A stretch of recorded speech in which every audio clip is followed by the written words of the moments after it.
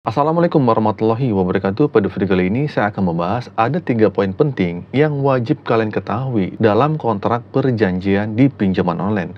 Banyak kalian yang mengabaikannya. Jadi simak video ini sampai habis. Nah teman-teman, dalam era digital ini, pinjaman online atau yang lebih dikenal sebagai pinjol telah menjadi alternatif populer bagi banyak individu nih atau orang. Nah khususnya bagi mereka yang membutuhkan akses cepat dan mudah ke dana tunai. Sebagaimana yang kita ketahui, yang kalian ketahui juga, pinjol itu memberikan kemudahan kepada masyarakat untuk mengakses pinjaman dana tanpa syarat yang sulit ketika mengambil pinjaman di bank atau penyedia pinjaman yang lainnya.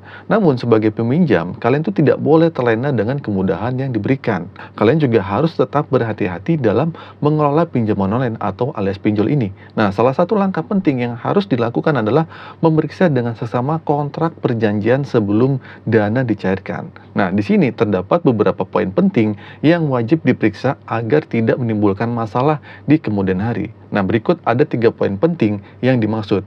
Jadi, saya akan bahas ini sampai tuntas. Oke, jadi gini, dalam menjalani kontrak perjanjian dengan penyelenggara pinjaman online atau pinjol, ada beberapa aspek krusial yang perlu dipahami dengan seksama sebelum dana itu cair ke rekening kalian. Nah, menurut sumber-sumber seperti hukumonline.com, aspek-aspek tersebut mencakup pelindungan data pribadi, bunga, dan biaya tambahan, serta proses penagihan. Oke, di sini saya akan menjabarkan lebih lanjut mengenai ketiga poin penting tersebut, yaitu apa aja? Oke, pertama-tama, yaitu pelindungan data pribadi.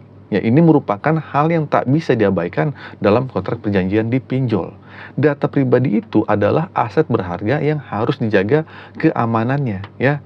Oleh karena itu, penting untuk kalian semua untuk memastikan bahwa kontrak perjanjian pinjol itu memberikan pelindungan yang memadai terhadap data pribadi peminjamnya.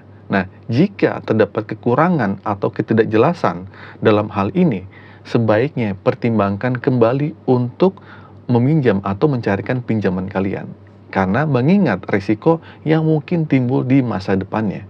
Oke, selanjutnya, poin yang kedua adalah bunga dan biaya tambahan. Dan ini merupakan hal yang harus diperhatikan secara teliti. Nah, beberapa pinjol mungkin mencantumkan informasi mengenai bunga dan biaya tambahan secara tidak transparan dalam kontrak perjanjiannya, ya. Itu banyak banget kalian yang terlena seperti itu.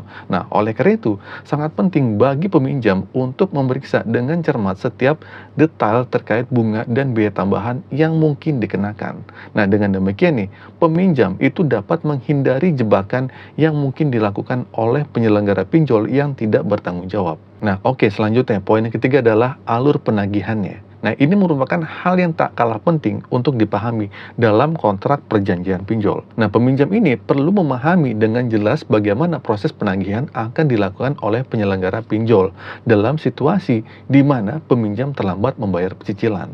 Nah, jadi dengan demikian, peminjam ini tidak akan terkejut dengan tindakan penagihan yang dilakukan oleh pinjol di masa mendatangnya. Nah, selain itu, jika terjadi penyimpangan dalam proses penagihan, nah peminjam memiliki hak untuk melaporkan agar dapat ditindaklanjuti secara cepat. Nah, jadi dengan memahami ketiga poin penting ini secara mendalam, diharapkan kalian itu yang minjam itu dapat mengelola pinjaman online dengan lebih bijak dan menghindari risiko-risiko yang mungkin timbul di masa depan. Nah, oke, gitu saja teman-teman. Info kali ini singkat saja, semoga info ini bermanfaat. Akhir kata dari saya, Assalamualaikum warahmatullahi wabarakatuh.